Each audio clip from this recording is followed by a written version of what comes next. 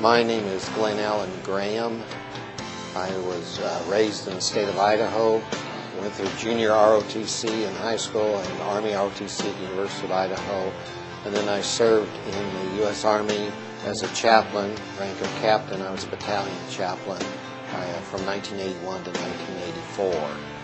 I've spent my adult life since I left Idaho going to various parts of the country, mostly to Texas and Tennessee, and have a wife and two children who are grown now, but had some family problems and also unemployment, and I ended up going to San Antonio, Texas. I was there for 6.5 years, and then I decided it was time. Well, actually, I sensed that I was getting a message to, it was time for me to come back to Tennessee and reconcile with my wife. So I came here to Nashville to start working on that. I arrived in Nashville from San Antonio at the end of July, and it took me about 2 months to find a job, but I finally did find a job with a telephone answering company called Signius, and I'm working there on the second shift now, plus I'm working as a substitute teacher at University School of Nashville, which is one of the private schools here in Nashville.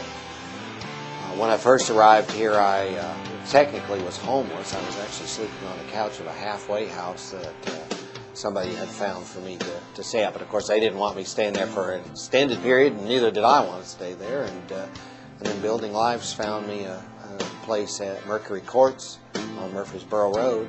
And I'm very thankful for that, to have a place to live and a job which actually happens to be within walking distance of here. Building Lives put a roof over my head, and that was a big thing, because I was very concerned, after a week of sleeping on a couch in a halfway house and not having any permanent address. I didn't know what I was going to do, and where I was going to go. And certainly didn't want to end up living on the streets.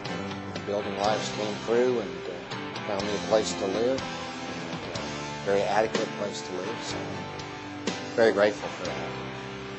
My goals are to make sure I have a stable life as far as having a job and a place to live that I can pay for.